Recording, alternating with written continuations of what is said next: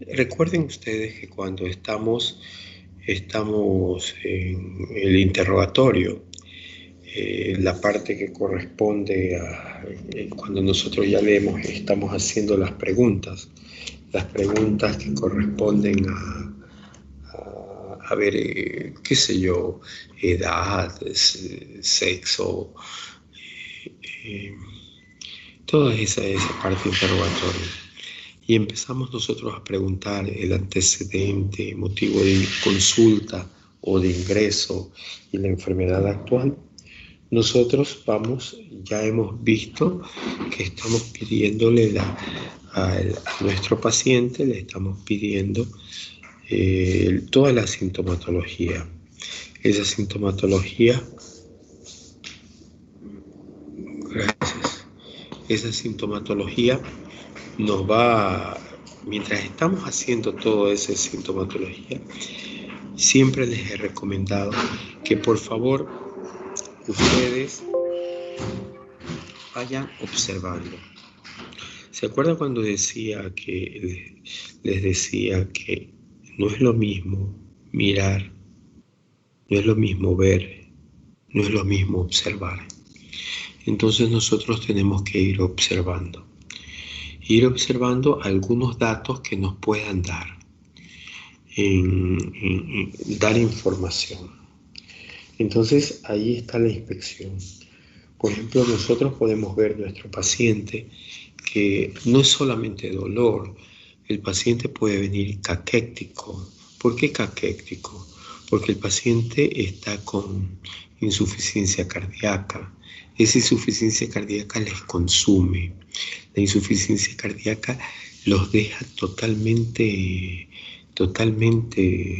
no pueden comer, no pueden moverse, los músculos los chupa, los deja sin ninguna musculatura.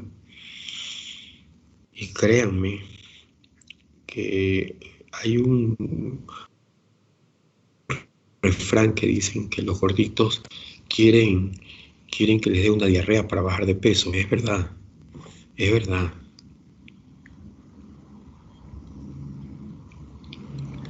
Es verdad, señores. Y cuando tenemos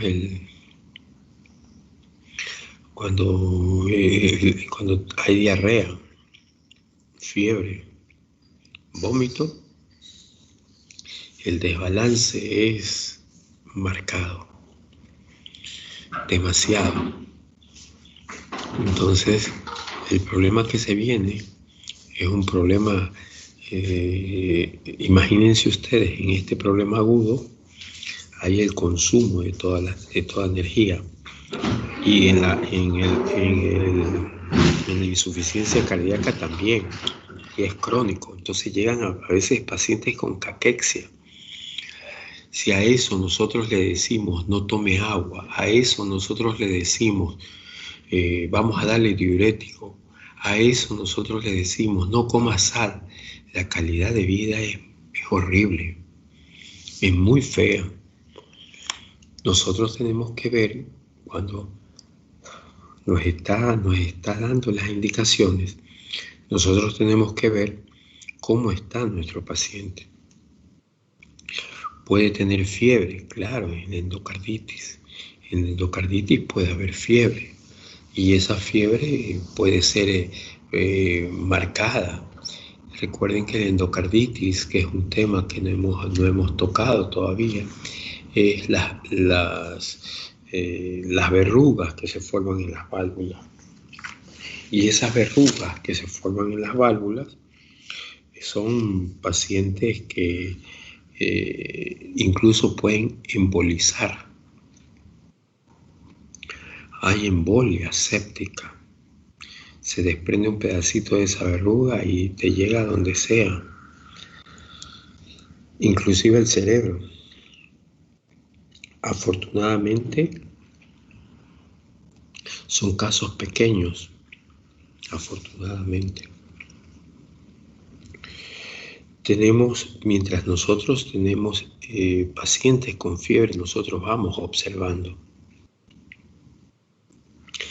Nosotros ya hablamos de la contusión cardíaca, y la contusión cardíaca es por el shock, el golpe que se tiene en el tórax, que no llega a un cuadro súbito, sino es persistente, porque hay un taponamiento cardíaco creciente. Y aunque les parezca mentira, el volumen del taponamiento el volumen es lo que causa el taponamiento. El volumen pequeño puede causar taponamiento, no es el volumen grande, es el volumen pequeño, brusco, súbito, lo que puede causar el taponamiento. Un volumen persistente puede causar el taponamiento, por decir algo, 5 centímetros, que sea constante el ingreso puede causar taponamiento. Pero nosotros tenemos que ir observando. Cuando nuestro paciente nos diga que, por ejemplo, tenemos pacientes con Trypanosoma cruzi. No crean que el Chagas es ajeno. El Chagas está entre nosotros. Lo que pasa es que nosotros no investigamos. Nosotros no documentamos. Nosotros no podemos ni siquiera mantener un registro, porque somos es una sociedad tremendamente neolítica. ¿Por qué digo esto así de grosero? Porque los administradores de salud no saben nada de salud, pero tienen todo el poder. Al tener todo el poder, ellos tratan de ver que cumplan cantidades. No les interesa calidades, no les interesa registros. Para ellos tienen unos burócratas en unos escritorios, y esos burócratas en escritorio que nunca han ejercido la medicina creen que ellos se la saben porque juntan todos los papeles, pero que resulta que como están por un lado pidiendo cantidad y por el otro solamente recogen papeles, no se preocupan realmente de qué es el impacto que está padeciendo. Por ello, siempre he pedido o he sostenido qué es lo que necesita nuestra sociedad.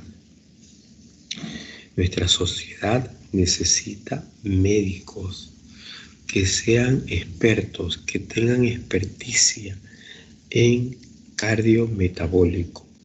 Mientras tengamos médicos que la universidad lance, que sepa bien cardiología, que sepa bien manejo de hipertensión, grasas y diabetes, ese será el método más adecuado para causarle a una sociedad un cambio. Pero eso no entienden los burócratas. Y como no entienden, los médicos están atorados, unos atorados por la cantidad, por el trabajo, por el múltiple trabajo, otros están o simplemente por el desdén, el desgano, el que me importismo. No hay un registro. Al no haber un registro, lo que tenemos es que no existe la enfermedad. Y mentira, sí existe la enfermedad.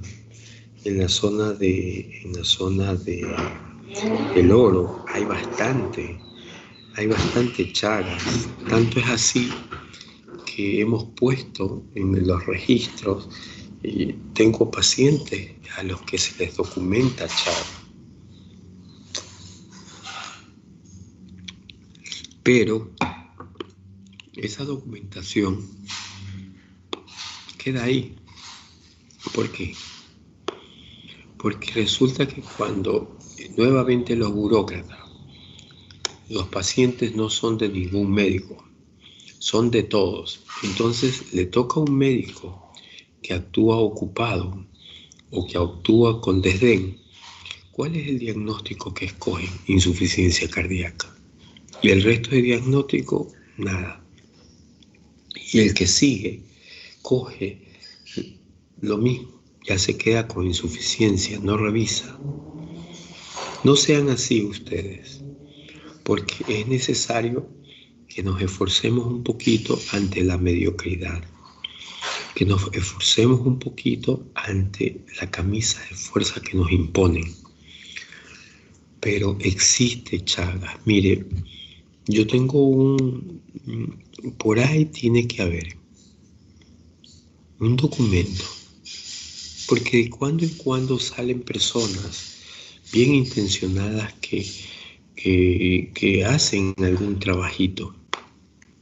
El Ecuador, en Latinoamérica, produce el 0.01% de investigaciones. ¡Qué vergüenza! 0.0%. 0.01%. Cuando ustedes pasan por el hospital Luis Bernaza y hay unos pasos elevados, y esos pasos elevados, ahí habían casas, y habían casas de caña. Ahí habían, fíjense, cerquita del hospital, esas casas fueron expropiadas, qué sé yo, no sé, pero fueron destruidas porque eran casas mixtas. Y alguien hizo un trabajo, y ese trabajo que pude leerlo, ese trabajo encontró Trypanosoma cruzi. ¡Qué locura! Frente al Hospital Bernaza, y eso hace muchos años atrás. Esto lo pude ver cuando existía el Instituto de Higiene. No crean que el Trypanosoma cruzi no existe la miocardiopatía chagásica, ni que la miocardiopatía chagásica es una situación ahí a lo que venga. No, el Chagas en nuestro medio sí existe. Que no lo pensamos, como no lo pensamos, no lo buscamos. Por eso trato de darles a ustedes todas las ideas para que ustedes lo piensen y lo busquen. Pero mientras nosotros estamos viendo en interrogatorio todas estas posibilidades, nosotros podemos estar hablando que sí, que Barcelona va a la final, que Melé es un turro, que está ya eliminado, que son unos tontos haber perdido, todo lo que ustedes quieran. Pero su cabeza debe estar sobre sus hombros y deben estar muy claros para tratar de buscar las posibilidades. Pueden reírse, pueden bromear, pueden parecer informales, pero la cabeza siempre debe ser formal. Por cierto, no estamos grabando, voy a grabar.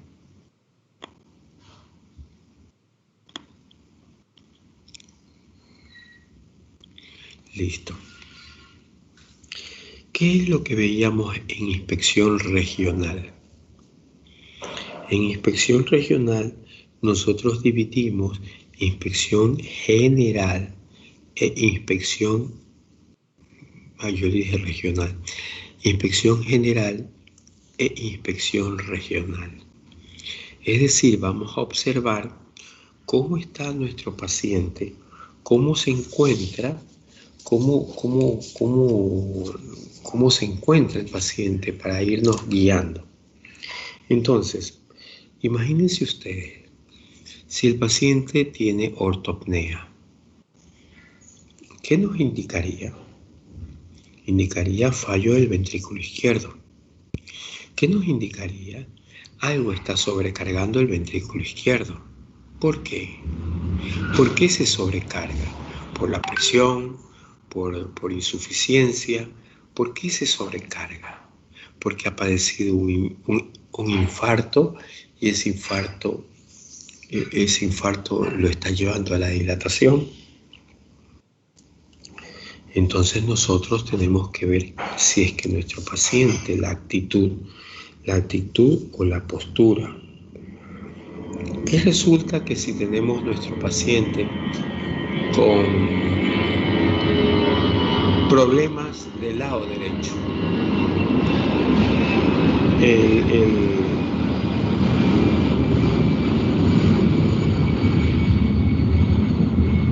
cuando hay problemas del lado derecho, nosotros, ¿cuándo puede ser? Cuando hay alteraciones de la válvula tricúspide. Y si hay alteraciones de la válvula tricúspide o el lado derecho nos está fallando, no hay disnea de decúbito. Entonces el paciente va a tener inmovilización de las venas cervicales, va a tener gran edema, ascitis y puede estar echado con almohada.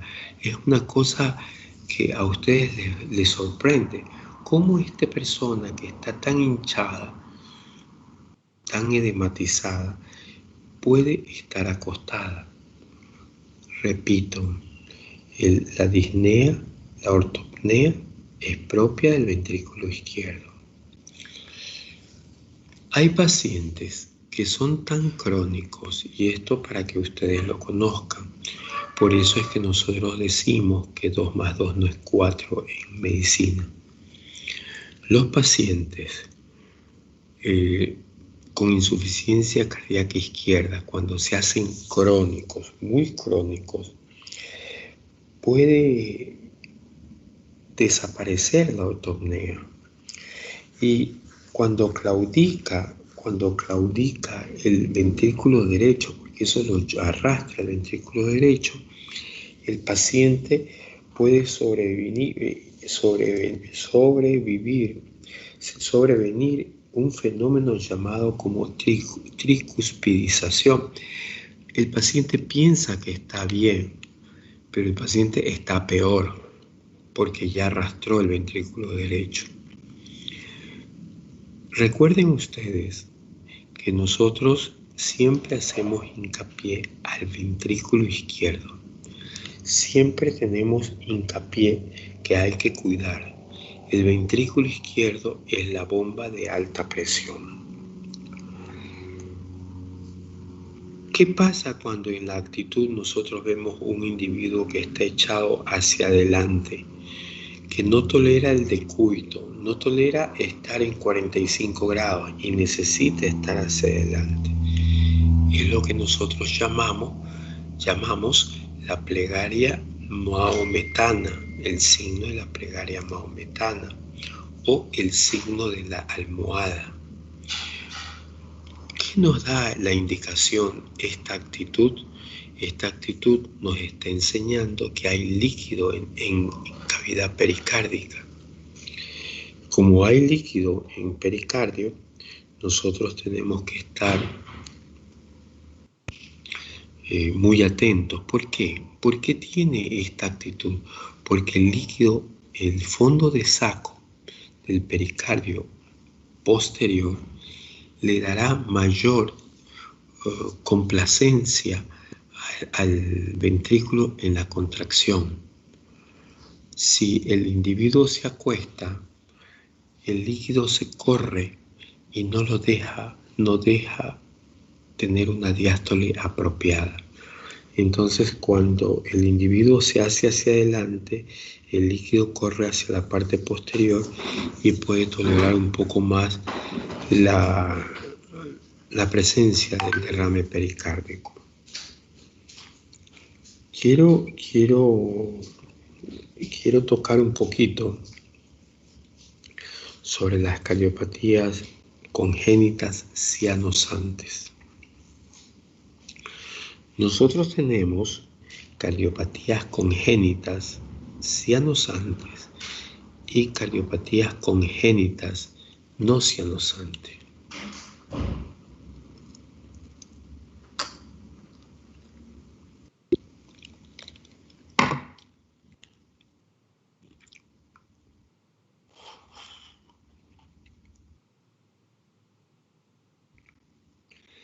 Vamos a tocar las cardiopatías congénitas cianosantes. Las cardiopatías congénitas cianosantes, por ejemplo, sale a la cabeza la tetralogía de Fallot. ¿Cuáles son? Van a tener que ir a buscar. ¿Alguien me puede decir qué es la tetralogía de Fallot? ¿Cuáles son los componentes?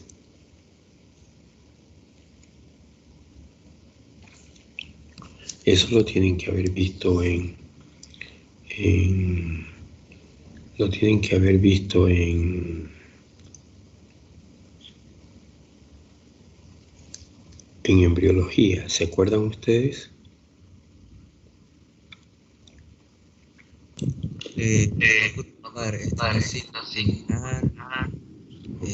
Comunicación interventricular, aorta de caballo, creo que era. La aorta cabalgante. Cabalgantes. La aorta cabalgante, correcto.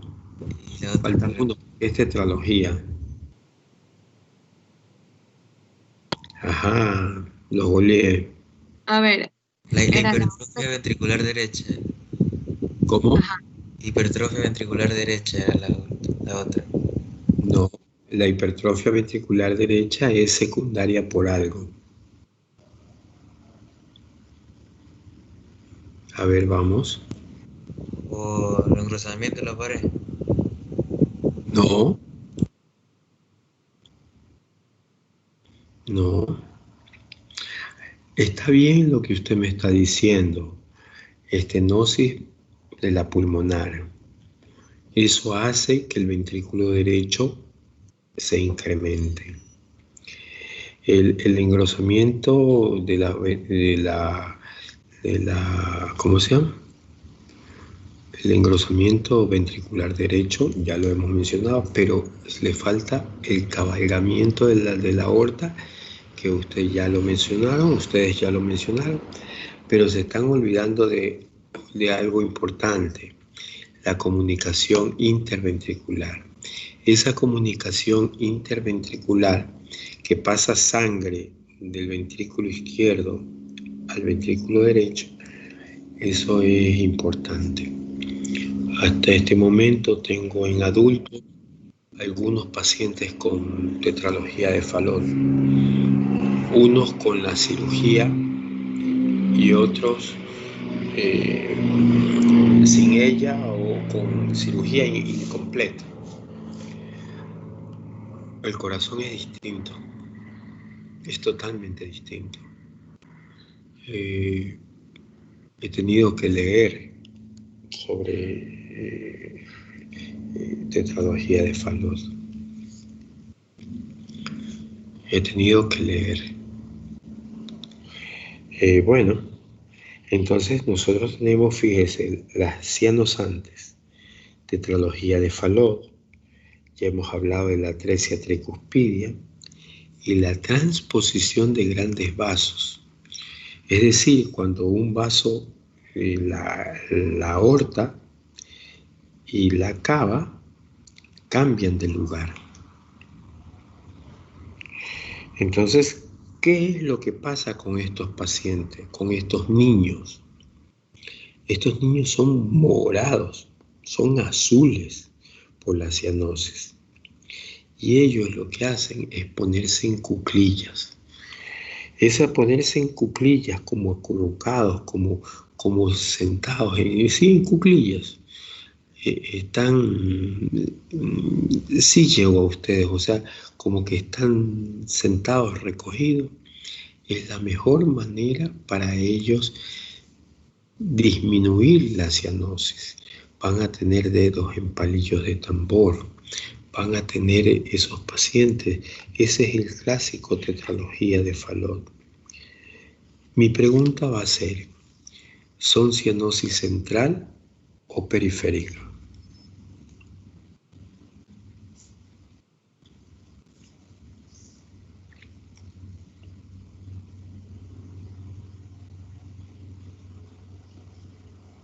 A ver, ¿son cianosis central o periférica?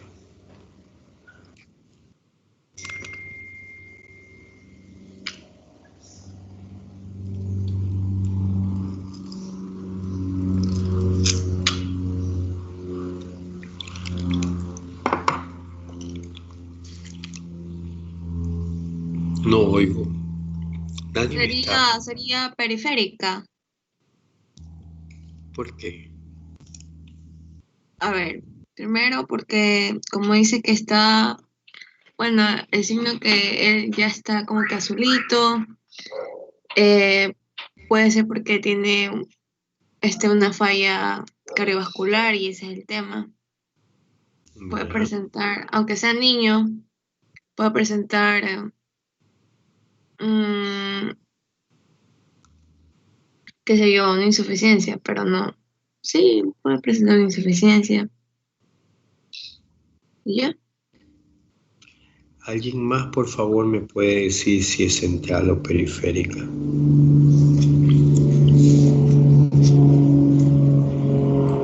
Yo creo que es periférica también. ¿Por qué? Porque, bueno, se supone que tiene una tetralogía de Fallot, entonces lo más probable es que tenga una estenosis pulmonar y tenga No, no, no, no, no, no es una- ya tenemos el paciente con tetralogía de Fallot. No hay que especular, es.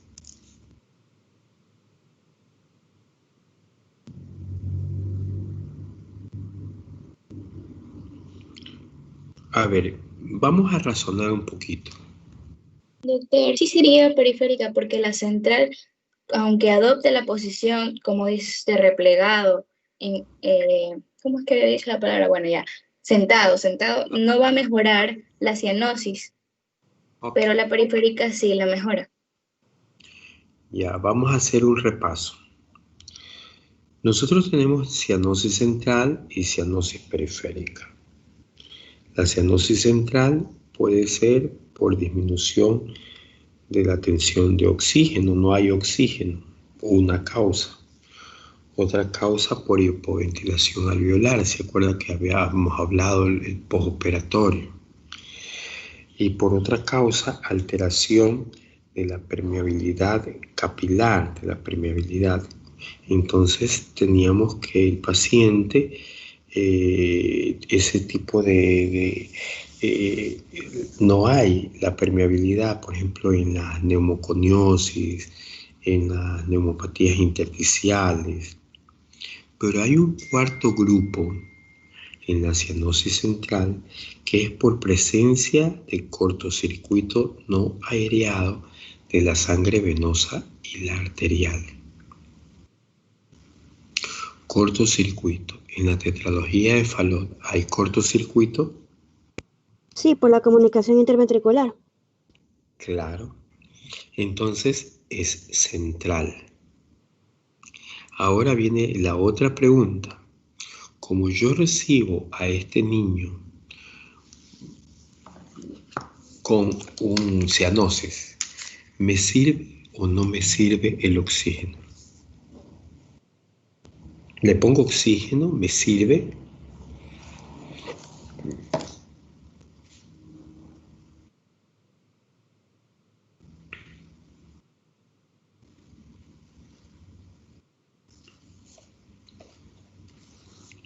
No oigo la respuesta.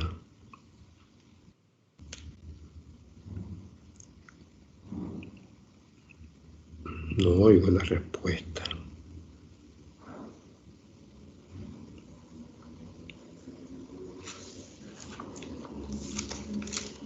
¿Qué pasó?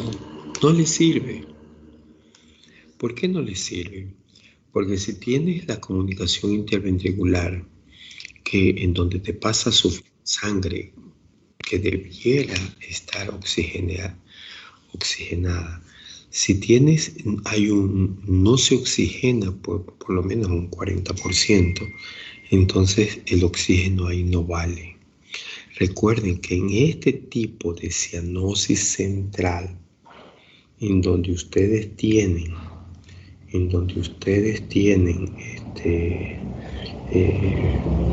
una anomalía congénita, un cortocircuito, no les vale el oxígeno.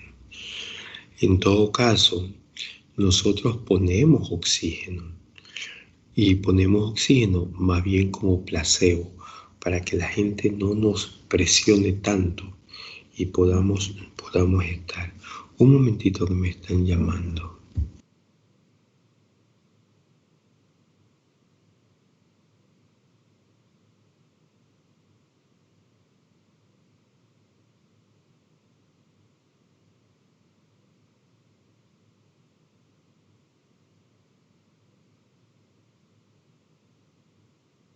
Ya. Estamos, ahí no nos sirve el oxígeno, pero nosotros tratamos de quitarnos un poco la presión, ponemos un oxígeno bajito, la gente está contenta, lo mantenemos acurrucado y ya está. Sigamos con la parte de inspección. ¿Qué más tenemos nosotros? Nosotros tenemos lo que más le damos importancia,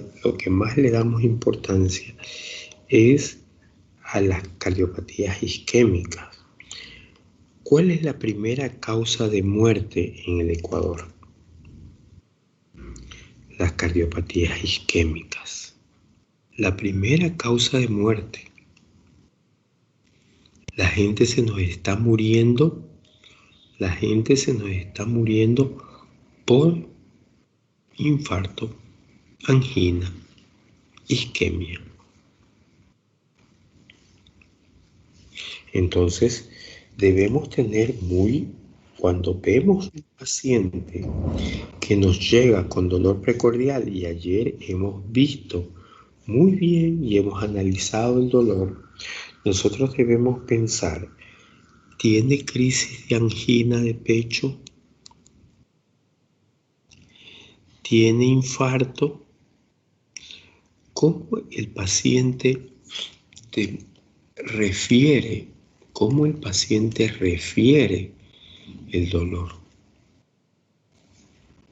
La mano como la pone, la diaforesis, la ansiedad que tiene el dolor, la sensación, la expresión facial de dolor. El paciente se vuelve pálido, sudoroso, frío, porque todo lo que tenga que ver con la parte hemodinámica, la repercusión está ahí. Nosotros debemos entender que si a ese paciente que nos llega con dolor, no gasten mucho el tiempo en preguntarle, ¿tienes internet? ¿Tienes agua potable? Su edad, antecedentes patológicos, motivo de ingreso, y van empezando a pensar, este paciente tiene riesgo, y si les va diciendo diabético, si les va diciendo les va diciendo obeso o hipertenso, entonces ustedes como caja registradora le va sonando trin, trin, trin, trin, igual. Tienen que estar atentos. Recuerden el tiempo de evolución del dolor.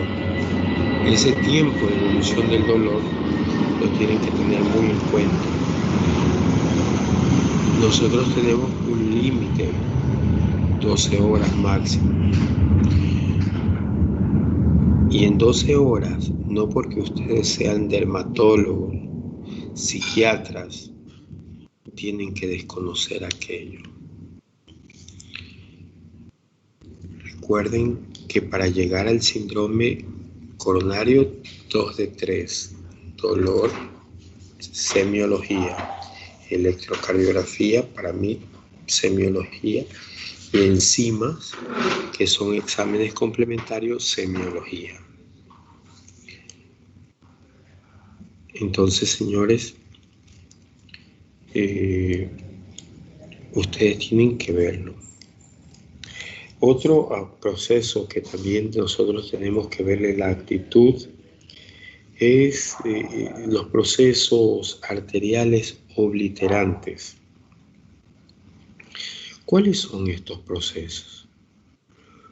Son pacientes que tienen arteriosclerosis, como que se destapan las arterias principales y los pacientes encuentran alivio dejando caer la pierna, guindando la pierna en la cama. Pero esa éstasis que tiene les va a producir edema del miembro inferior. Generalmente son las ilíacas las que están comprometidas. Entonces son los procesos arteriales obliterantes. Con esta actitud, fíjese que estoy haciendo énfasis, no por eso ustedes se van a saltar si está orientado en tiempo y espacio. Eso es algo que les sale. Con esa actitud, ustedes ahora sí vemos cómo está.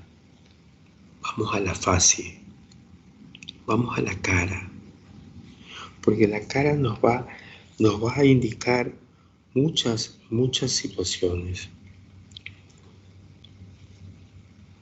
Nosotros vamos a ver, la primera situación que vemos en la cara es si está abotargada, si tiene ingurgitación de las yugulares.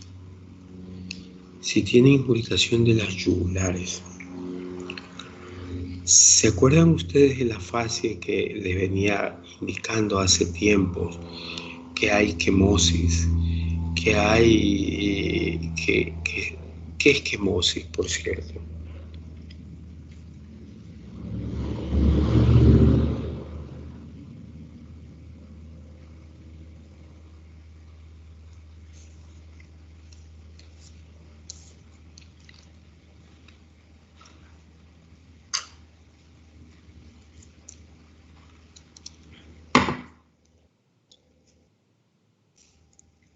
Mucho silencio. Hoy día están muy apagados y me cuesta más mi trabajo. Recuerden que quemosis es la esclerótica que está hematizada. Entonces tienes la córnea, y el esclerótico, como está hematizada, la córnea es como que estuviera hundida. ¿Cuándo se produce aquello? Aquello se produce cuando el paciente tiene anasarca, cuando el paciente está sobrehidratado o cuando el paciente tiene fascies mediastinal. Ahora que les dije la fascie mediastinal, ¿alguien me puede decir cuáles son los componentes de la fascie mediastinal?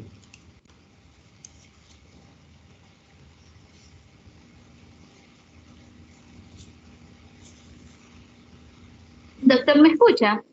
Sí. Cara cianótica, ingurgitación de las venas del cuello como la yugular y también de la cabeza, y se presenta una obstrucción de la vena cava.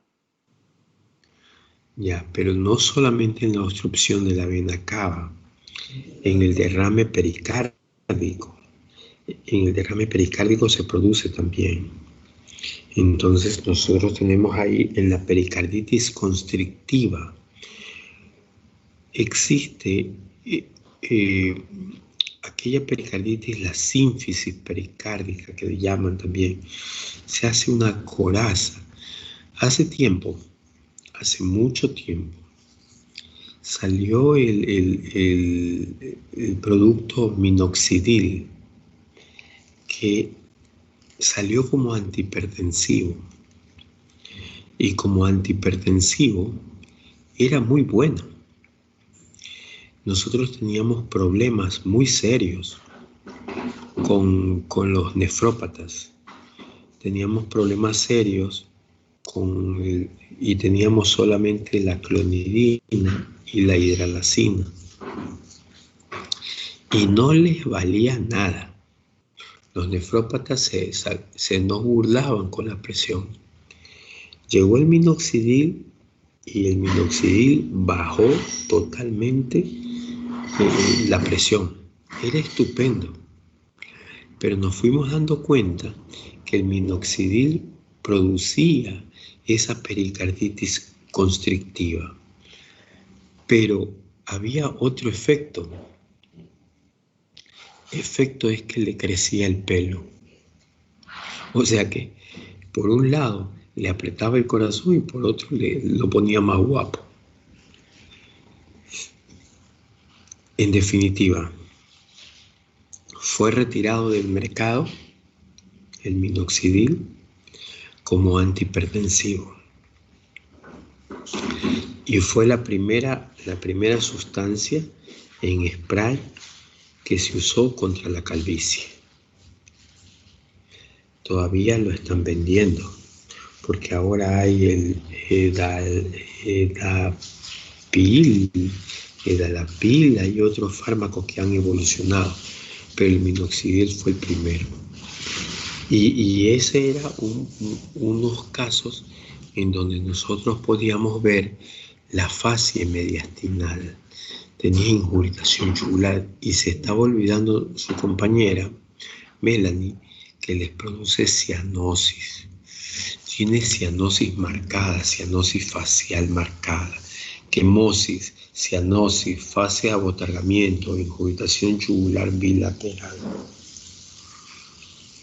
Vamos a ver en las fases, vamos a poner atención y ahora voy a insistir en nombres de signos. Vamos a hablar del signo de Muset. El signo de Muset es el vaivén en la insuficiencia aórtica. Ese vaivén que por la sacudida de la carótida, resulta que el signo de Muset, creado por el doctor Muset o descrito por el doctor Muset, resulta que lo observa a su hermano, el poeta Muset, en Francia. Él tenía insuficiencia aórtica, pero el hermano, que era médico, lo veía, cómo tenía ese vaivén de la cabeza y no sabía qué pasaba. Él lo describió. Ahora casi nadie se acuerda de que había un poeta Muset. Si se acuerdan del doctor que describió el signo de Muset. Así que ustedes, señores, traten de observar y de describir, pasarían a la historia de la medicina. Con el signo de Muset también hay la pupila, también como que se contrae, como que hay esa contracción con cada latido. Si ustedes tienen insuficiencia aórtica, ustedes van a ver que tienen hipus pupilar.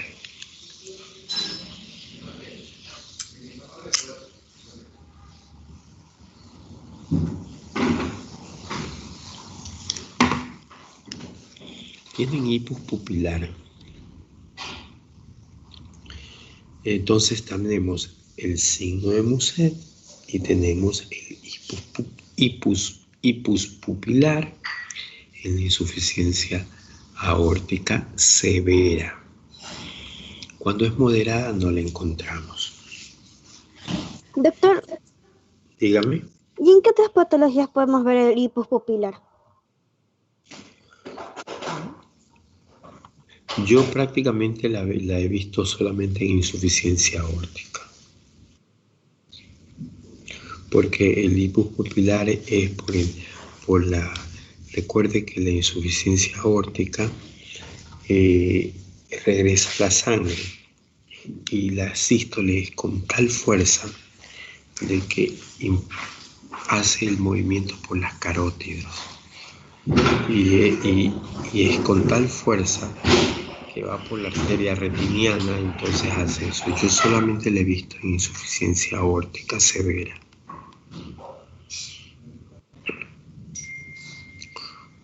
¿Ustedes han leído algo diferente? No, por eso le preguntaba. Ya, ok, no. Sí, yo solamente le he visto en insuficiencia aórtica. Ahora vamos a tocar, porque la insuficiencia aórtica puede ser por un daño valvular reumático, puede ser por un daño traumático, puede ser por debilidad de una cuerda que se fueron rompiendo, pero también puede ser por una variedad sifilítica.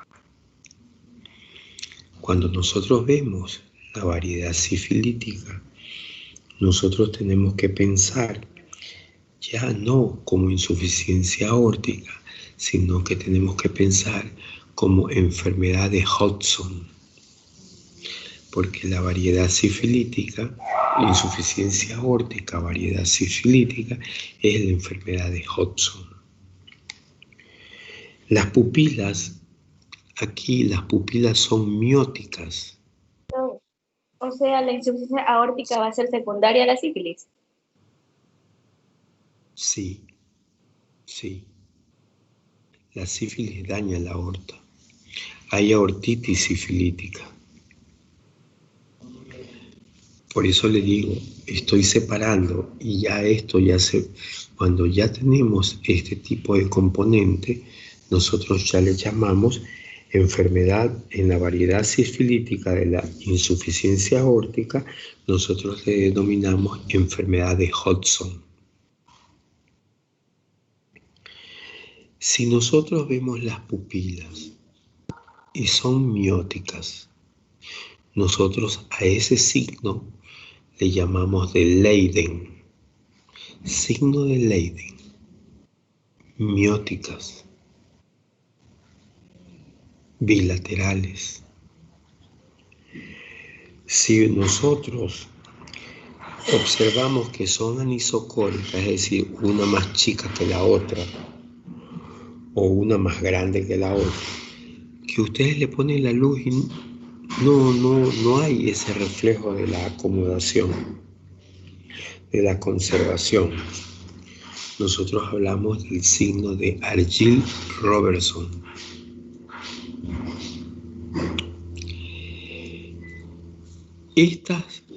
Fíjense que nosotros en cardiología, yo trabajo en el servicio de cardiología, tenemos mucho paciente con insuficiencia aórtica. Generalmente son pacientes rurales.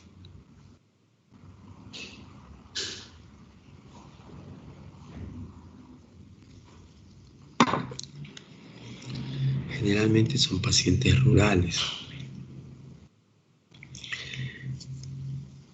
Para mí es mandatorio verle la fase, verle los ojos. ¿Por qué? Lo que voy a decir suena groserísimo, muy grosero, pero en el campo, en la zona rural,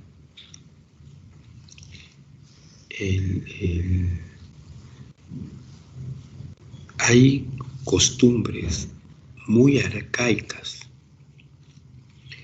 El muchacho, para ser hombre, tiene que ir donde una prostituta o tiene que ir o tener relaciones con algún animal.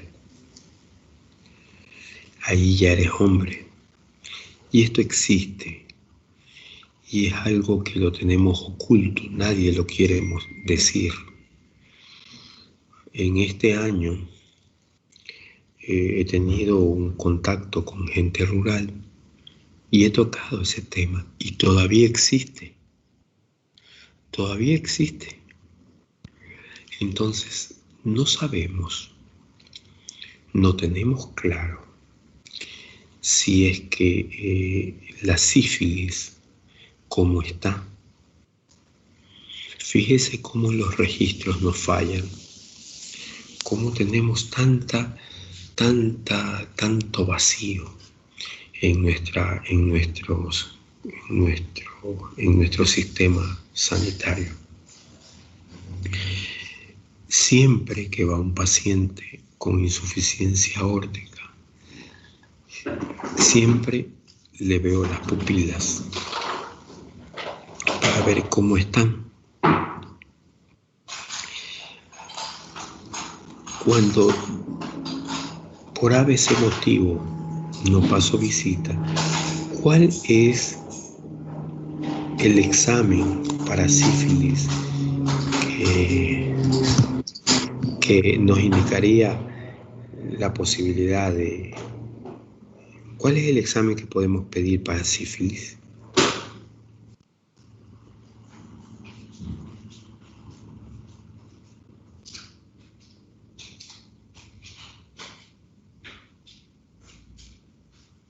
Doctor, había oído que se pide como, o sea, en el líquido cefalorraquídeo se puede detectar si hay sífilis, pero no me acuerdo exactamente.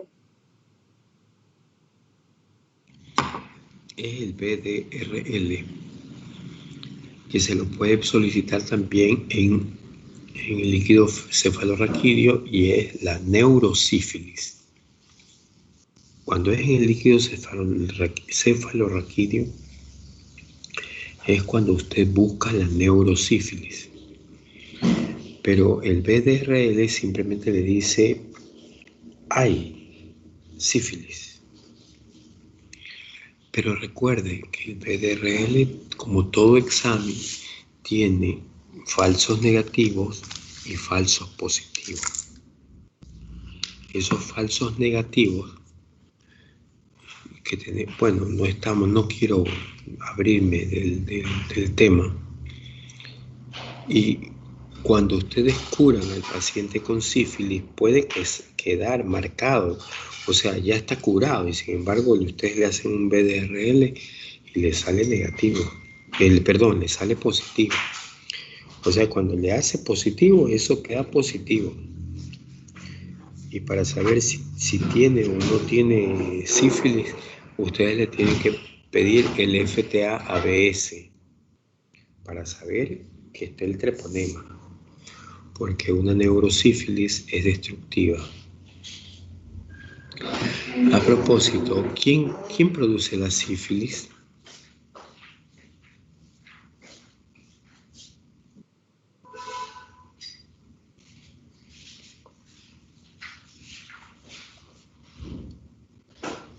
¿Cómo, doctor? La bacteria, así. Claro. Treponema. Treponema pálido. El treponema pálido. Como yo soy un temático y no quiero abandonar mi costumbre, recuerden ustedes que el líder que tuvo sífilis fue Mao. Doctor, Dígame. no se olvide de la primera lista.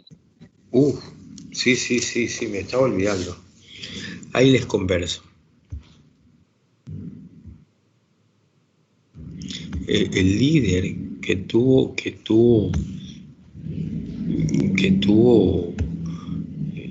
vamos a ver, el líder fue Mao.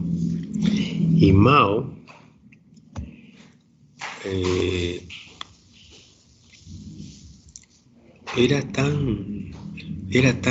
lo veían como un dios. Y al verlo como un dios, las doncellas, las mujeres, sentían que querían tener relaciones sexuales con Mao. Y para ellas era un orgullo que Mao las infectara con sífilis, porque comparten con su líder. Cuando descubrieron esta situación, lo escribió el médico personal de Mao cuando estaba en Estados Unidos. Pero cosa curiosa, un día después de haber escrito el libro, haberlo enviado a la editorial, amaneció muerto. Vamos a ver, Mirka Ponte. Dígame, doctor. Ok, presente. Víctor Ronaldo. Presente, doctor, buenos días. Reinaldo de Jesús. Ejani Fernanda. Presente, doctor. Kimberly Dayana. Presente, doctor. Sara Beatriz Mendoza. Presente, doctor. Betsabe Sujei. Presente. José Alberto Nasput. Presente, doctor, buenos días. Buenos días. Melanie Romina. Presente, doctor. María José ya está. Emanuel Antonio, que está muy apagado. Presente, doctor. Estoy hablando hoy. Bueno, Shirley Michelle. Presente, doctor. Buenos días. Joyce Yvette. Joyce Yvette.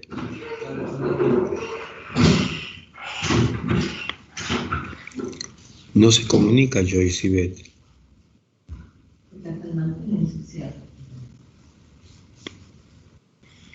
Jesús Joao.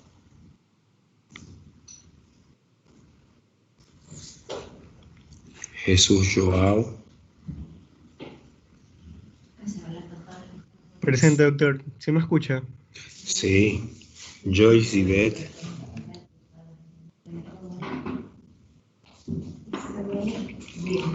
Joyce Yvette no está. Ok.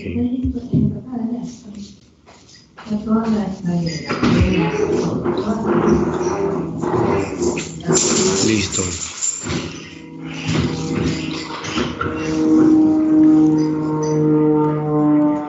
Sigamos.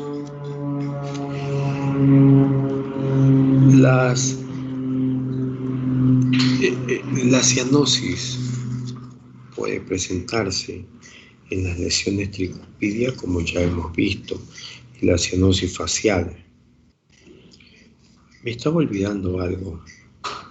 Me estaba olvidando de en los ojos lo que nosotros debemos ver. En las pupilas nosotros tenemos un arco plomizo que le da toda la vuelta todo el arco a la córnea, toda la vuelta. Entonces ese es el arco senil. Ese es el arco senil o el arco o gerontoxon. ¿Qué nos dice el arco senil? El arco senil lo que nos revela, como su nombre lo dice, en los pacientes mayores. Y la otra, el arco puede también demostrarlo en pacientes que tienen dislipidemia. Un momentito.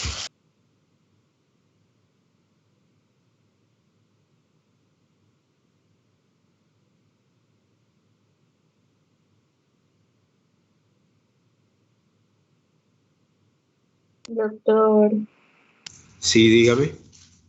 es que tenía el audio apagado. Ya.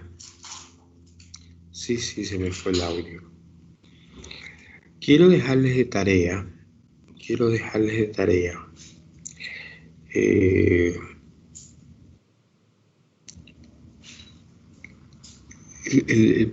Ya de aquí este es el último día. De aquí ustedes estamos ya, empezamos con el relax.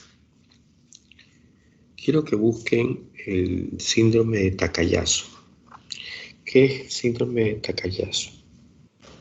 ¿No es el síndrome del corazón roto? No, ese síndrome del corazón roto es que sí existe, ¿ah? Ese síndrome, sí, debiéramos conversar sobre ese síndrome. Doctor, ¿ese no es el que va a provocar vasculitis en las arterias de gran calibre? Es una de las vasculitis, pero usted me dijo no es, por lo tanto no es.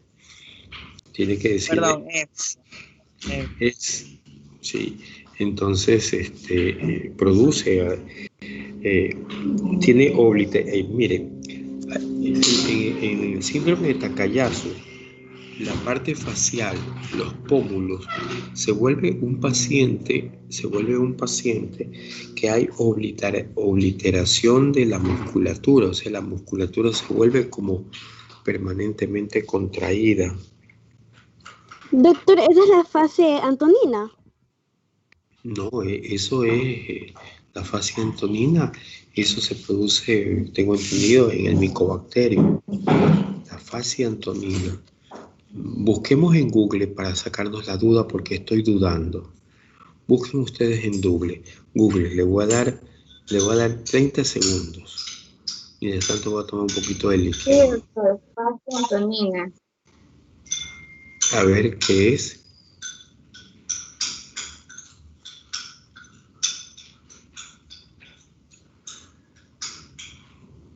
¿Qué encontraron?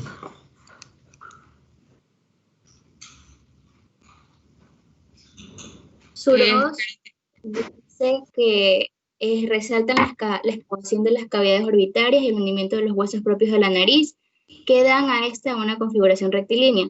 No es rara la existencia de una acentuada piorrea o bien de la ausencia total de las piezas dentarias, así como de las cataratas. El conjunto de la expresión de la cara es rígido.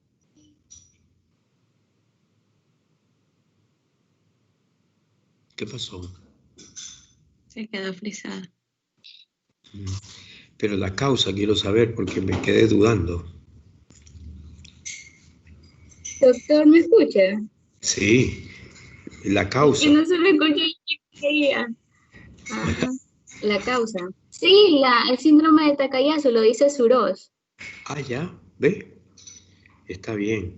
Yo no estaba confundido. Bueno, si usted no está confundido, está bien.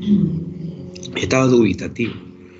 Yo tengo al paciente con Takayasu en mi cabeza, como el paciente como que se queda contraído, los músculos se quedan así, los relieves óseos están salidos, como que... repita, por favor, ¿cómo es la fase? Hola. ¿Me Sí, escucha, doctor? Sí, sí.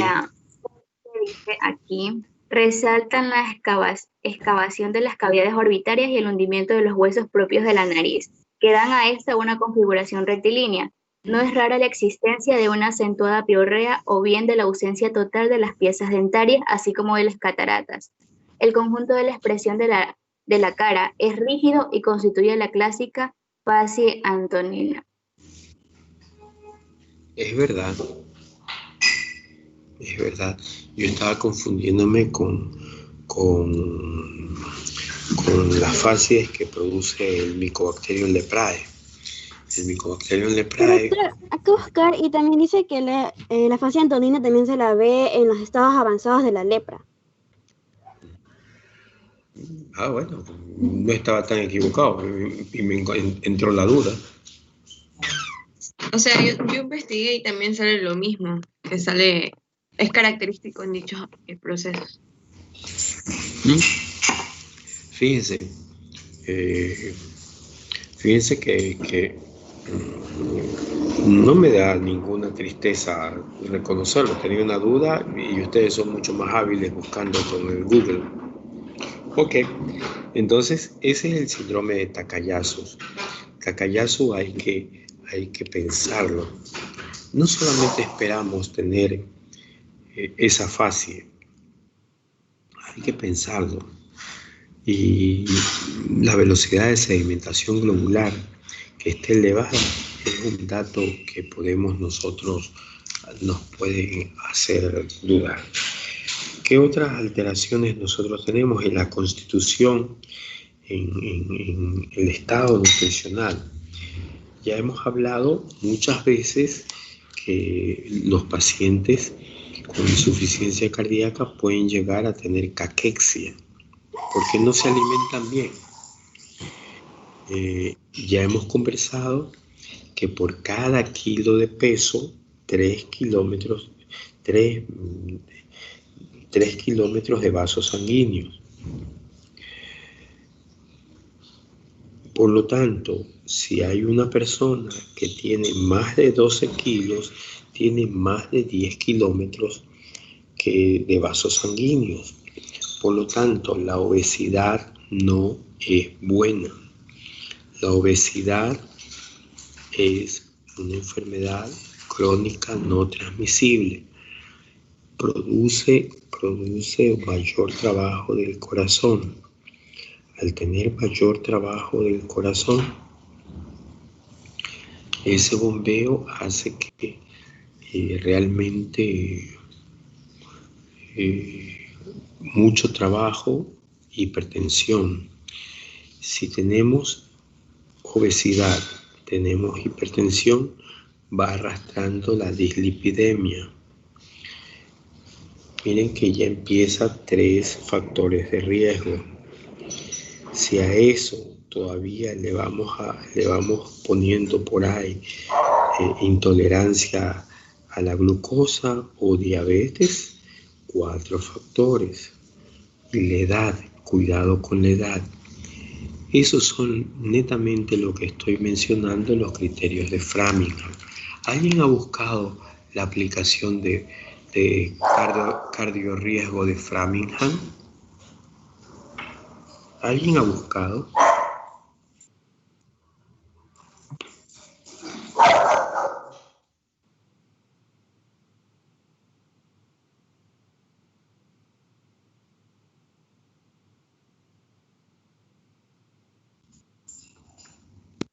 Aquí hay una que se llama cardiorriesgo Framingham 2020. Claro. Ténganlo siempre a la mano. Ténganlo siempre a la mano para que eso les va a servir. Y les va a servir en la interpretación de cuando tengan dolor precordial. Y no se les va a pasar.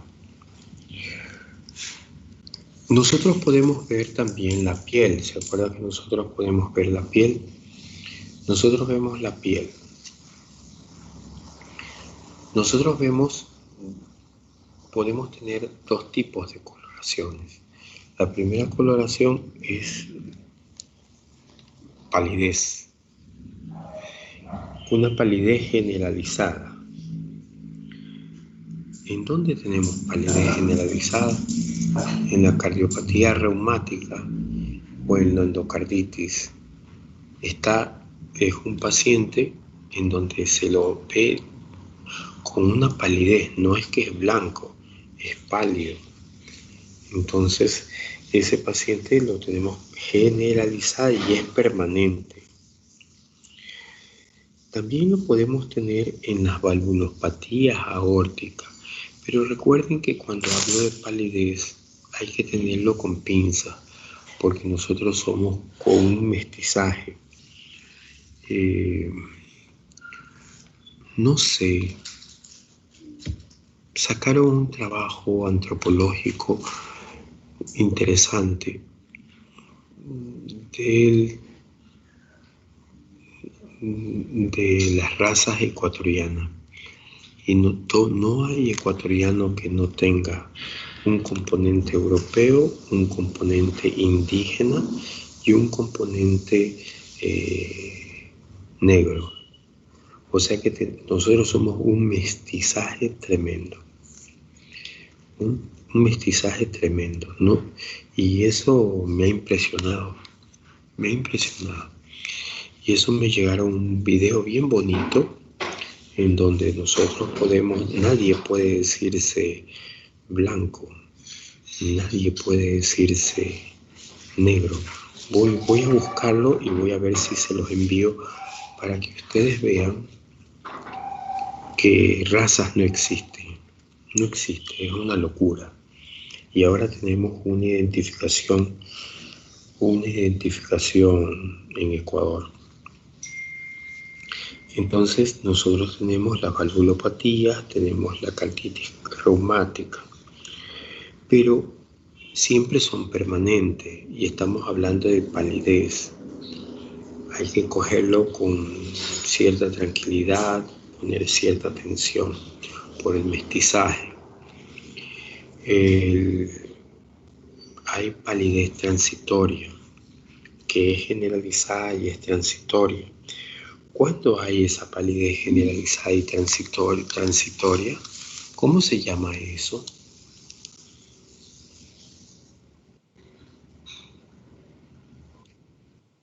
¿Se acuerdan que estábamos hablando con alteraciones de la conciencia? Lipotimia. Lipotimia. ¿Cuál es la diferencia entre lipotimia y síncope? Fíjense que insisto. Lipotimia es la pérdida transitoria del estado de alerta, mientras que el síncope es la pérdida de la conciencia y de los estados vitales. Eso.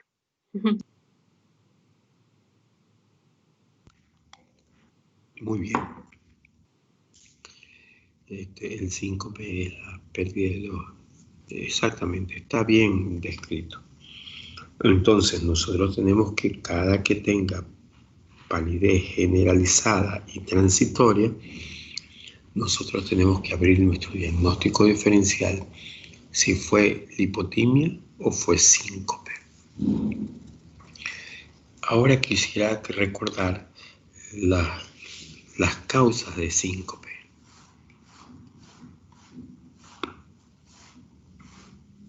¿Cuáles son las causas de síncope?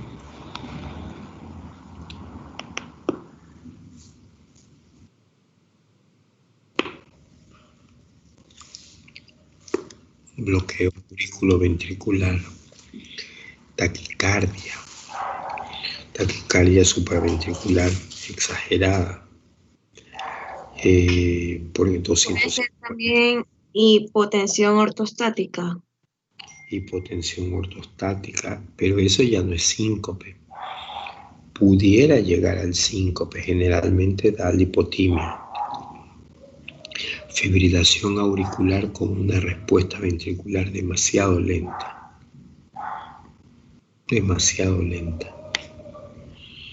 A propósito, quiero saber, ¿en dónde se encuentran ustedes en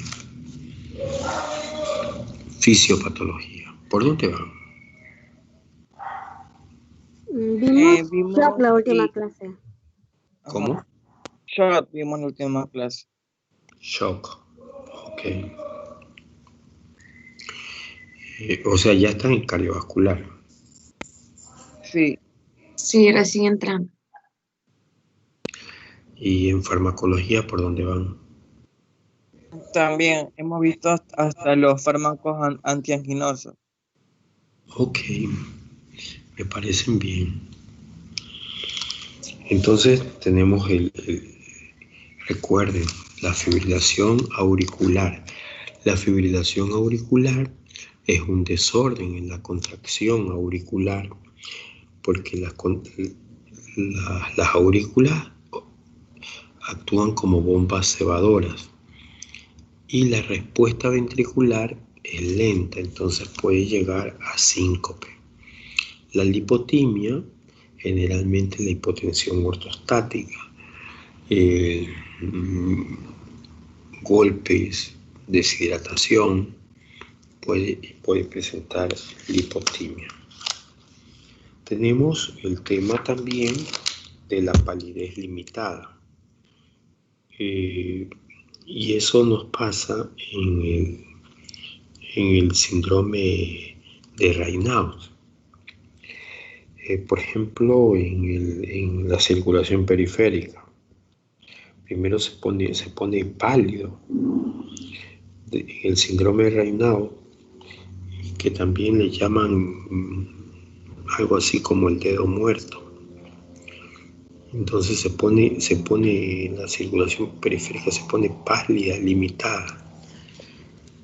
Nosotros, el Raynaud es una fase asfíctica. Ustedes han visto el fenómeno de Raynaud cuando hay personas que con frío se les ponen las uñas negras. ¿Han visto que hay personas así?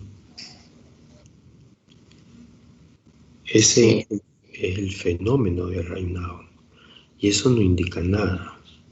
Pero cuando las personas tienen la enfermedad o el síndrome de Raynaud, eso es diferente.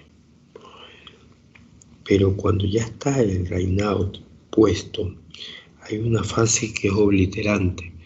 Y la fase obliterante produce una palidez marcada, limitada, por ejemplo, del dedo. Entonces, eso es la fase asfíctica de la enfermedad de Raynaud. Y es una palidez limitada.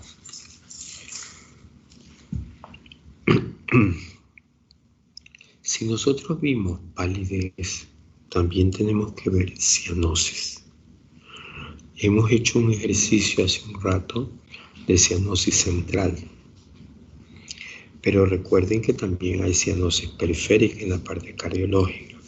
Denme un ejemplo de cianosis periférica.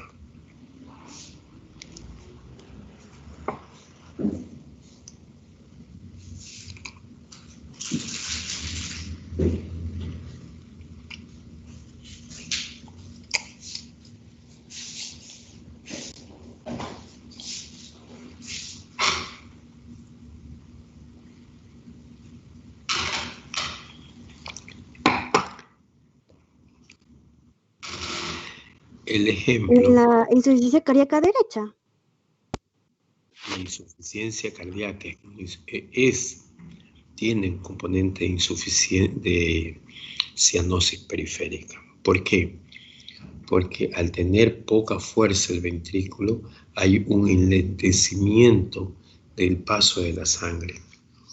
Pero también tiene un componente que puede llegar a hacerse de predominio central, en donde la membrana alveolo capilar, donde pasa el vaso para captar el oxígeno, se sobrecarga, se hace duro, entonces se engruesa, no carga el oxígeno, entonces tiene un componente central. Entramos en debate. ¿Debemos usar oxígeno en él? Pues realmente lo debemos meditar. Porque si nosotros vemos que nuestro paciente necesitamos vencer la membrana capilar, esa membrana, ponerle más oxígeno para tratar de llegar al lecho capilar con más oxígeno, mayor aporte, está bien. Pero hay momentos en que la cronicidad es tal que el éxtasis venoso, el poco aporte que el enlentecimiento es tan marcado que no funciona el oxígeno. Con la insuficiencia cardíaca hay que ver muy bien lo que está pasando. Entonces tenemos nosotros que si nosotros tenemos, recuerden ustedes, ya hemos descrito la insuficiencia cardíaca, pero en los casos de flebitis, nosotros podemos tener cianosis, sobre todo más localizada, porque la flebitis siempre se produce en algún miembro, entonces tenemos obstrucción y podemos tener más localizada. Yo no quiero dejar pasar, a veces ustedes han visto unos pacientes que son rojos, colorados, que nosotros le llamamos colorados. son blancos y son pletóricos, son polisistémicos. Esos pacientes generalmente que son hipertensos son eritrocíticos. Podemos tener pacientes rojos. Es raro porque nosotros no somos blancos, pero podemos llegar a tener. Nosotros podemos tener pacientes histéricos. Sí podemos tener pacientes histéricos. ¿Cuándo vamos a tener pacientes histéricos? Cuando el paciente está en insuficiencia cardíaca de manera crónica.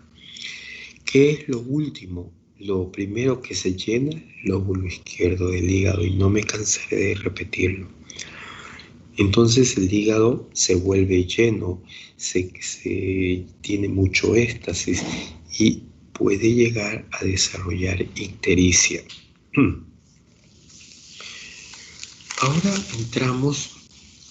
entramos, vamos a seguir viendo la parte, hemos visto el color de la piel. Fíjense que no hemos abandonado la piel para nada. Y vamos a ver el color de la piel. En el color de la piel ahora vamos a ver qué otras manifestaciones tenemos en la piel. Y las otras manifestaciones son las petequias, que ustedes ya saben cuáles son, los víbices y las equimosis. Y eso lo vamos a encontrar en las carditis reumáticas, en la endocarditis maligna, en la endocarditis tipo Lehmann-Sachs, la endocarditis del lupus. La endocarditis, hay una endocarditis no bacteriana. En el lupus eritematoso sistémico puede crearse la endocarditis. En la hipertensión,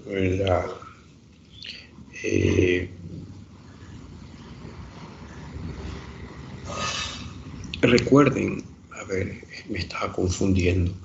Recuerden que la endocarditis es peligrosa porque si es friable, si una bacteria se ubica en una de las válvulas y esa bacteria crea su espacio, pero es friable y se desprende lo friable que ha tenido, entonces ese paciente puede tranquilamente hacer un micetoma, es decir, ir un émbolo séptico a otro lado.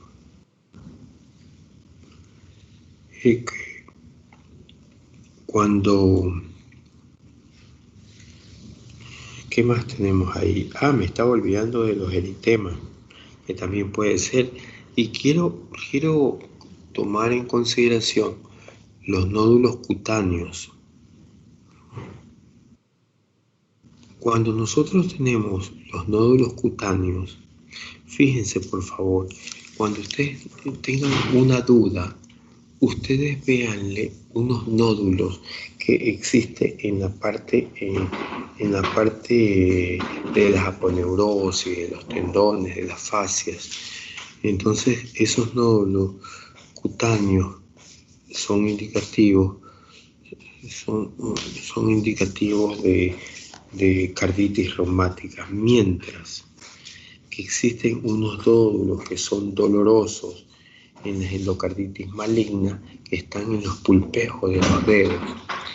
Esos pacientes les duele, ustedes los tocan y les duelen las puntas de los dedos. Entonces ustedes ahí van a decir en cambio ahí que son endocarditis maligna. ¿Podemos nosotros hablar de lesiones necróticas? Claro que sí. Vamos a hablar de lesiones necróticas cuando hay, por ejemplo, obstrucción del riego arterial, se tapa el riego arterial y tenemos ahí. Quiero dedicar el tema final. El tema final es el edema. Y solamente voy a recordar porque esto ya lo hemos tratado. ¿Cómo sé que este edema es renal o este edema es cardíaco?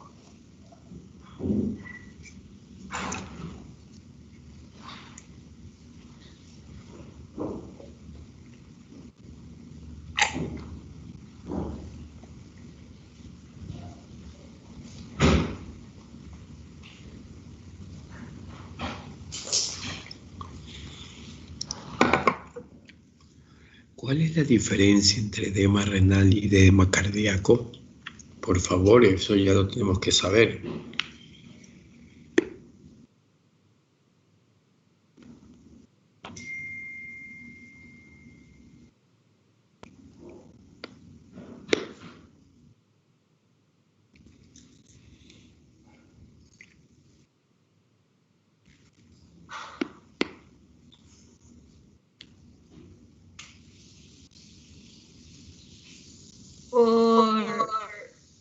Se puede decir, la consistencia en la cual se presenta el miembro.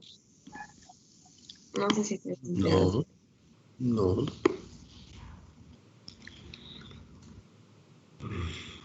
Doctor, si hay Dígame. fobia, me imagino que sería una enfermedad renal.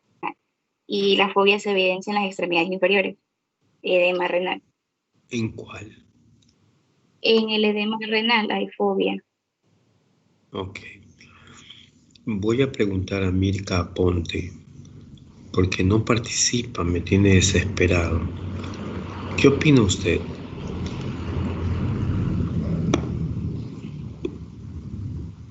Mirka,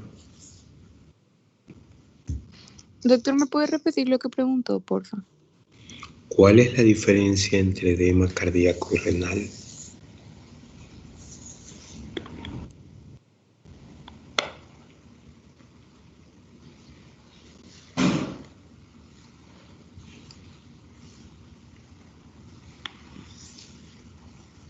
Ya, que en el edema cardíaco vamos a encontrar lo que es disnea, y otra diferencia más puede ser que en el edema renal encontramos oliguria.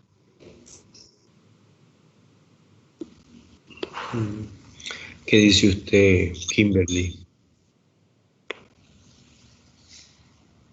Estoy de acuerdo, doctor. Y además de eso, había leído que también puede haber nicturia en el edema renal. Okay. ¿Ella ni está de acuerdo usted también?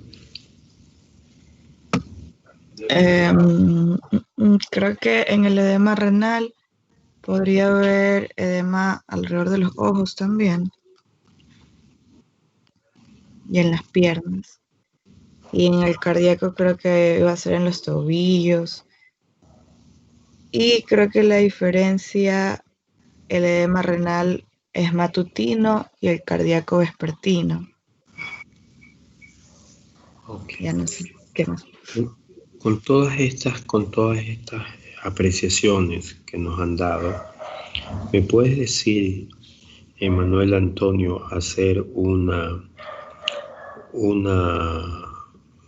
síntesis? Emanuel Antonio Quinteros.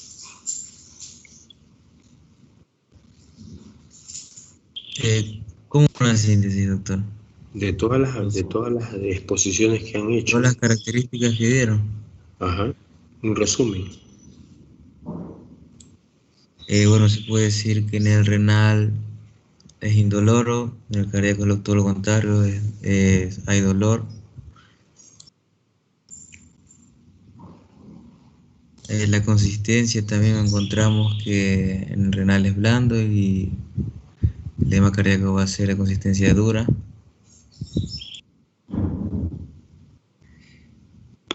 El color también puede ser es blanco el renal y rojo el cardíaco.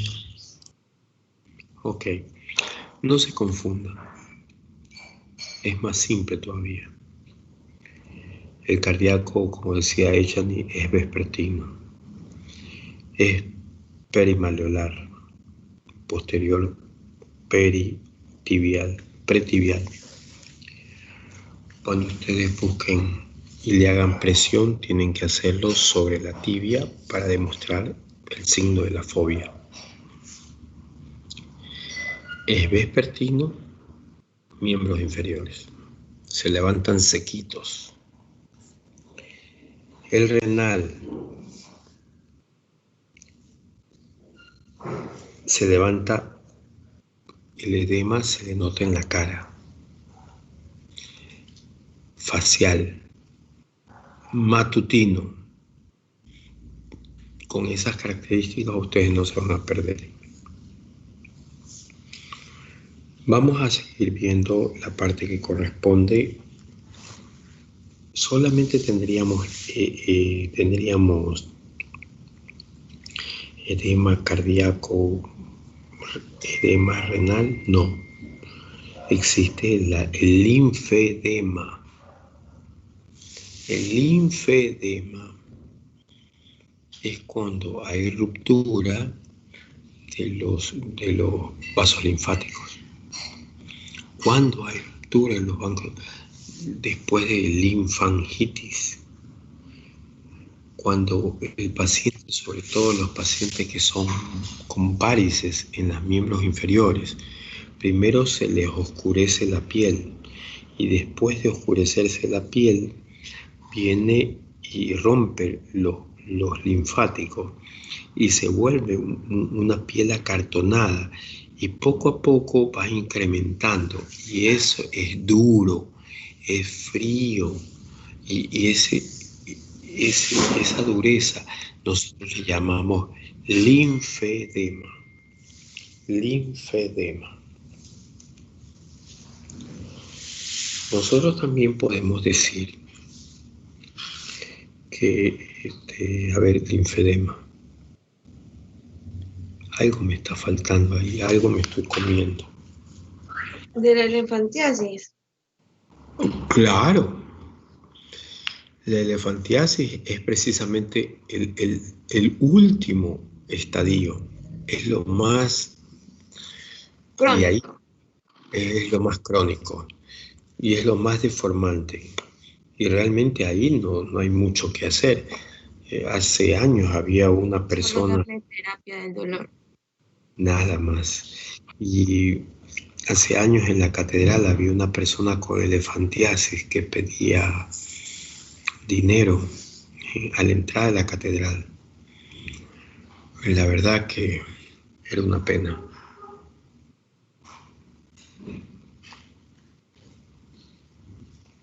Doctor, ¿y el lipedema? Allá voy. Hay pacientes gorditos. Y esos pacientes gorditos tienen las patas gorditas, tienen los pies gorditos. Entonces uno toca el edema.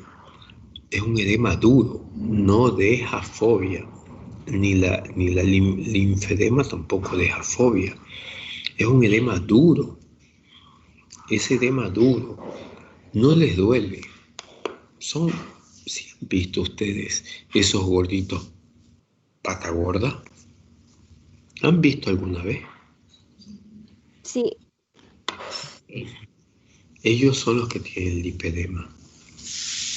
Pero no crean que es tan inocuo el lipedema. No es inocuo. ¿Por qué? Porque el lipedema a la larga va a convertirse en linfedema. Y si se descuidan, van a dañar todos los linfáticos, todos.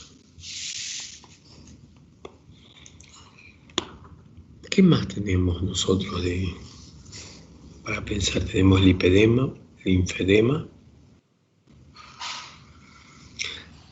Tenemos el mixedema. El mixedema. ¿Dónde vemos el mixedema?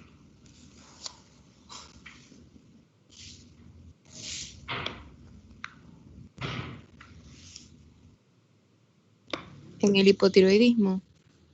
En el hipotiroidismo. En el hipotiroidismo vemos el eczedema.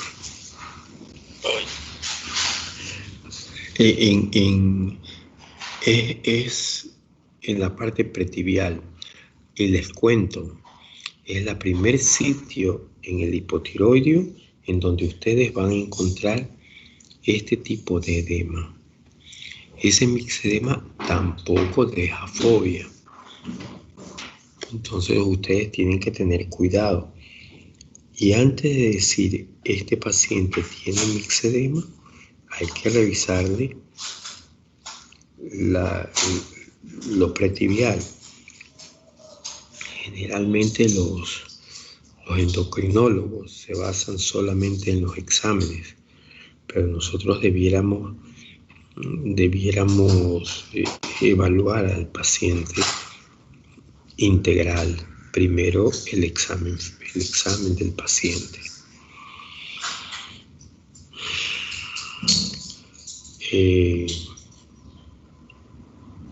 La verdad que ya me estoy cansando. Debiéramos ingresar. Si nosotros hay una tendencia, la tendencia es que recuerden el concepto que les he dicho. La tiroides es la bujía del cuerpo. Y si la tiroides está mal, la bujía está mal, la tiroides está mal, hay que darle reemplazo hormonal. El reemplazo hormonal no le podemos dar una dosis que sea rígida para todos, porque cada persona lo debemos dar de acuerdo, primero, al peso. Segundo, puede ser que debemos darle en cuanto a la situación de estrés. Un hipotiroideo en estrés necesita más hormona. Entonces, ante esa situación, no podemos darle al paciente hipotiroideo la misma dosis. No, hay que cuidarle. Y la primera indicación que nosotros tenemos que nuestro paciente está en descontrol es el mixedema, es decir, el edema en la región pretibial, que es duro, que no deja fobia. Es la primera indicación. La otra, que el paciente empieza a tener lentitud en sus pensamientos. Y la tercera es que el paciente se vuelve friolento.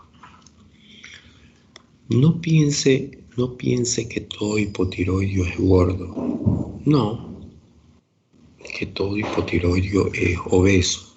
No. Eso es solamente una excusa para que el hipotiroideo justificar la obesidad.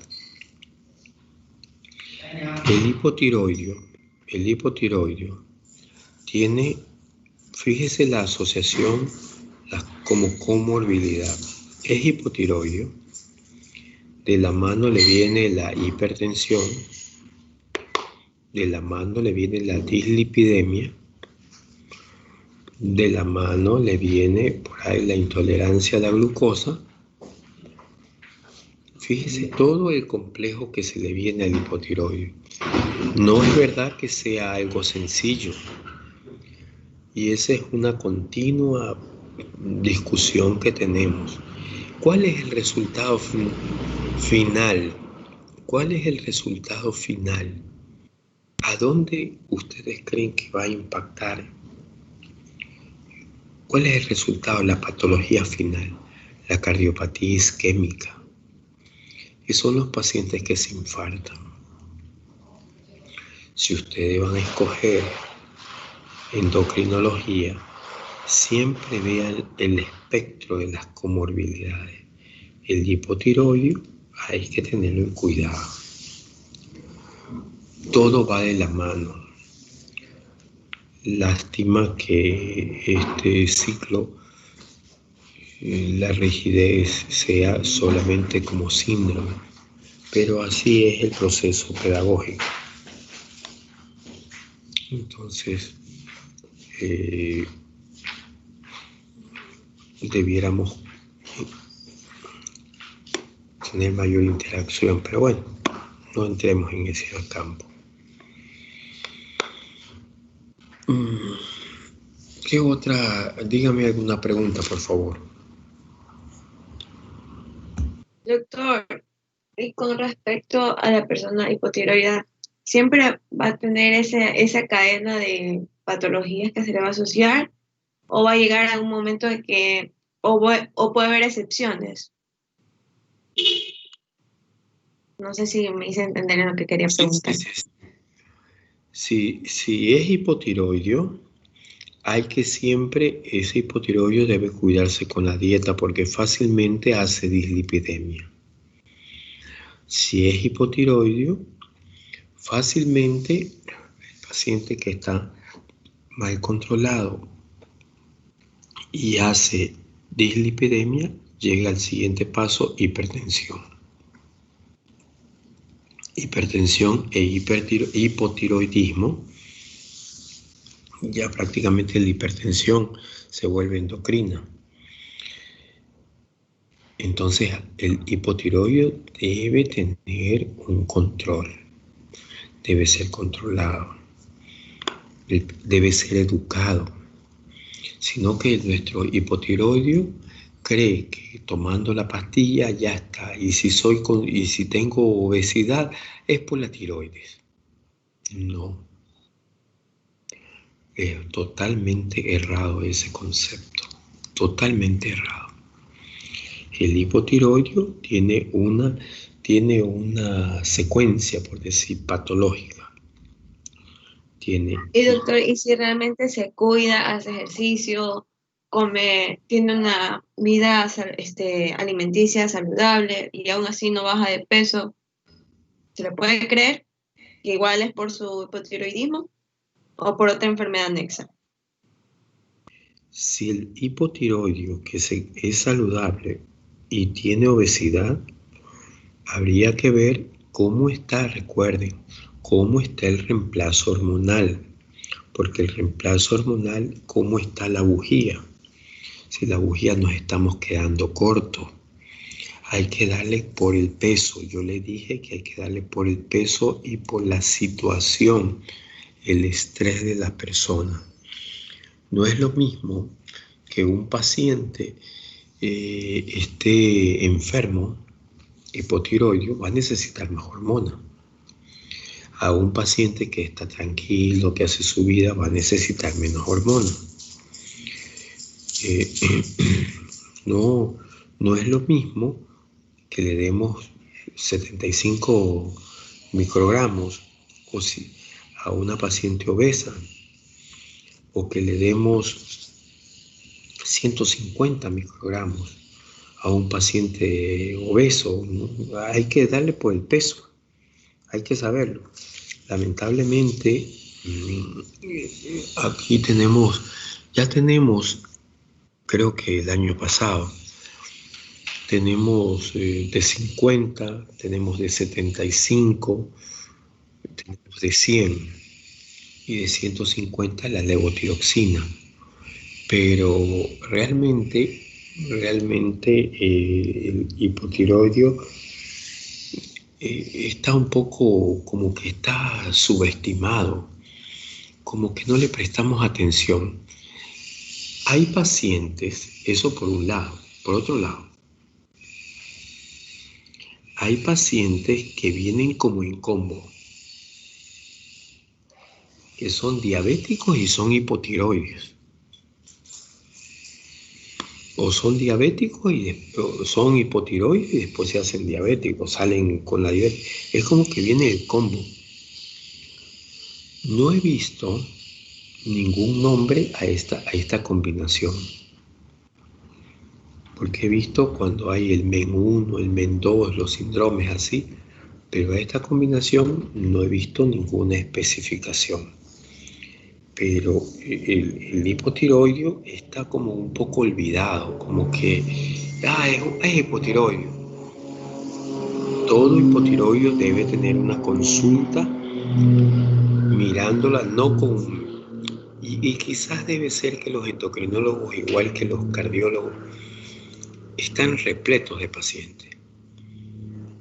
Entonces quizás no tengan esa prolijidad o esa para verlo desde ese punto de vista. ¿Me pude explicar? ¿Me pude explicar? Sí, gracias. Ok. Vamos a terminar.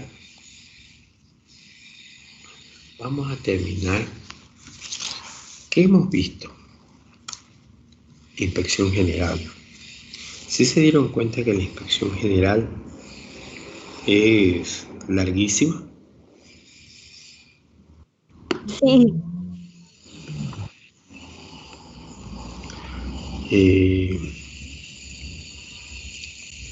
La inspección general es larguísima, mientras que la inspección regional es muy simple.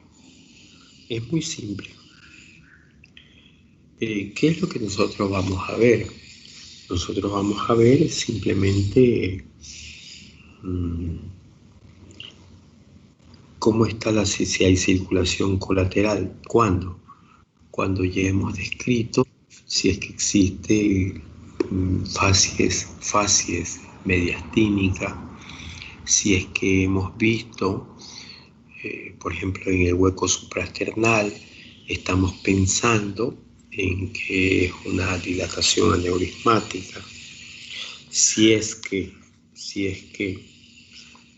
nosotros vamos a ver el choque, a propósito, ¿cuál ustedes creen que es lo más adecuado decirlo? Choque de la punta, choque del latido cardíaco, choque de apexiano.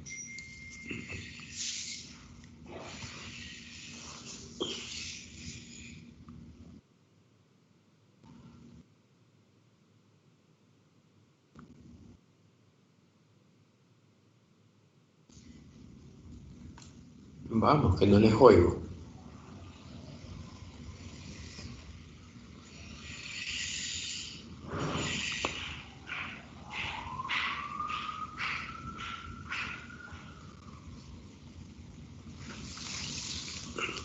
No les oigo.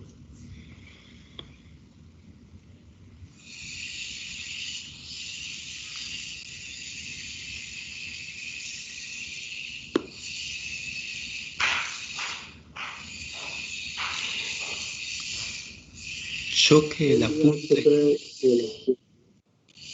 A ver, dígame, repítame, José. Jesús Joao.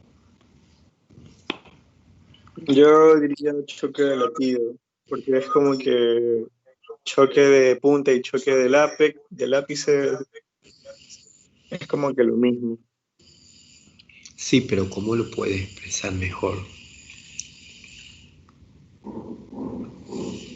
Choque o latido.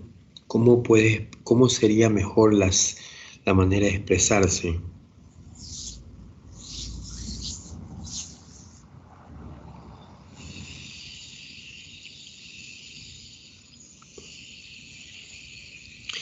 Mire, el corazón no tiene punta.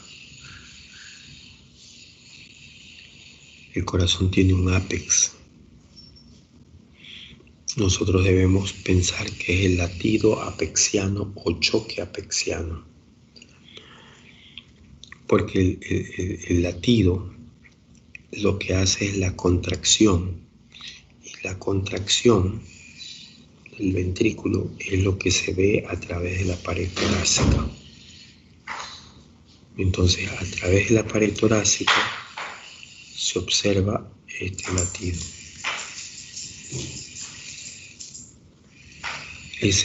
Nosotros debiéramos decir latido apexiano como lo más adecuado.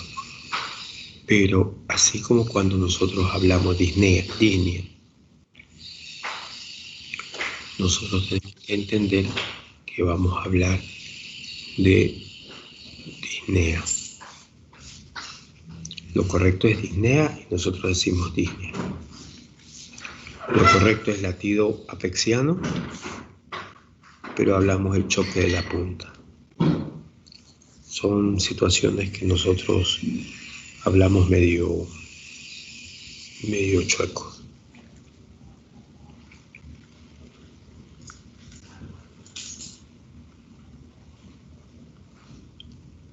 Nosotros, ¿a qué nivel podemos ver el latido apexiano?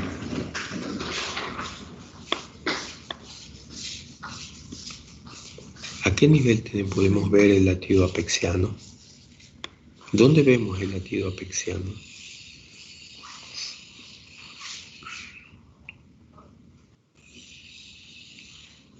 En el quinto espacio intercostal izquierdo.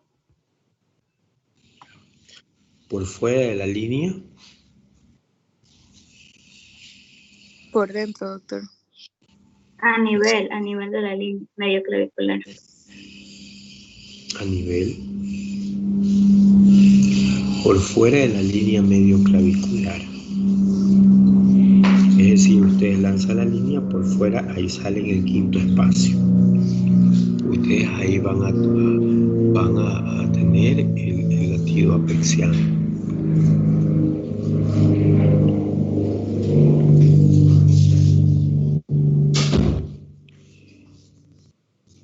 Solamente les estoy dando recordando ciertas situaciones anatómicas. Ustedes deben tener muy en consideración estos datos. ¿Por qué? Porque cuando ya entramos, fíjense que hay poco que ver en el área precordial. Cuando ya entramos a palpación, tenemos que ver cómo es el latido de la punta, el latido apexiano. El latido apexiano, ¿cómo lo entramos? Porque hay según como sea la punta, nosotros podemos tener un diagnóstico de una patología. ¿Ya? Un momentito.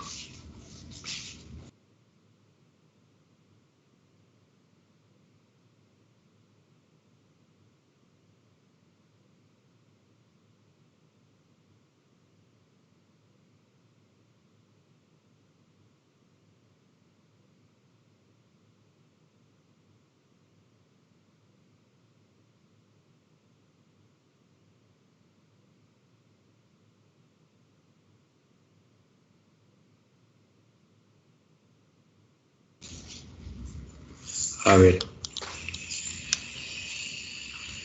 ¿Qué hora es? Ya nos toca. Bueno, en esta última parte quiero expresarles que a todos ustedes, que ayer me sorprendieron con el detalle de Feliz Navidad. Y me gustó mucho. Me gustó mucho porque este año ha sido muy duro. Y no estoy hablando por lo que todos hemos conversado, por lo que es una frase que se está volviendo tan trillada y tan desgastada. Es un año muy duro porque dejemos de lado la parte económica, porque ha colapsado la consulta particular, los ingresos, nadie se quiere operar y es normal. Yo tampoco dejo operar así nomás. Yo no opero, pero mis pacientes se operan.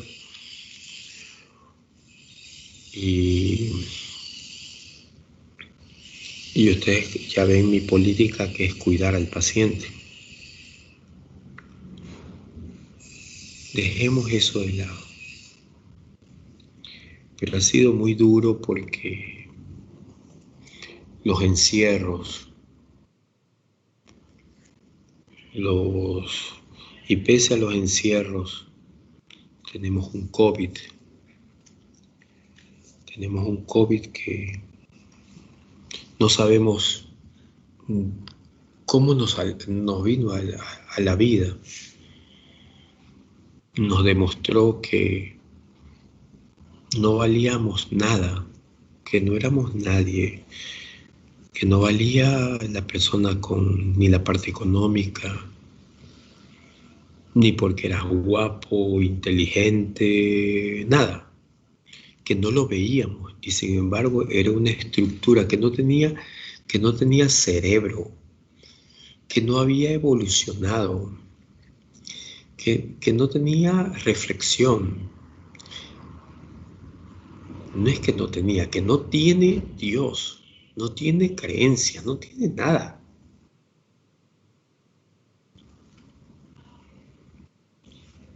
Y creó una mortalidad increíble.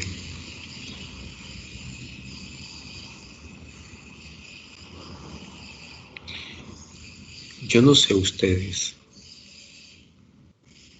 pero yo como médico me ha tocado ver cómo la gente ha fallecido. Ayer me quedé sorprendido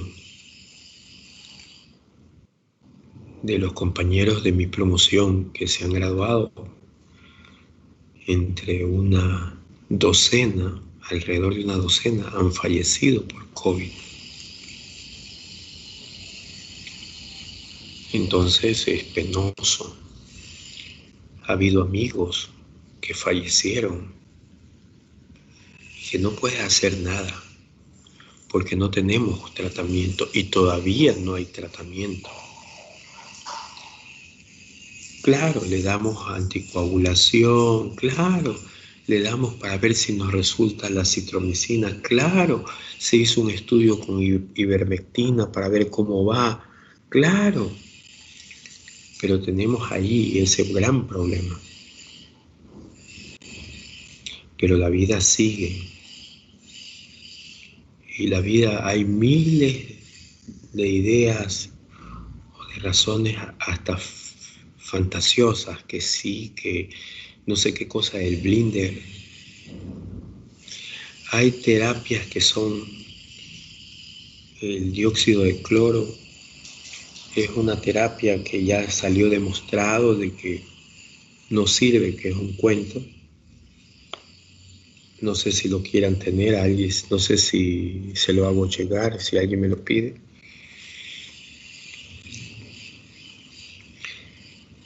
Entonces hemos tenido un año muy complejo. Este año también me ha hecho ver cuán atrasados estamos.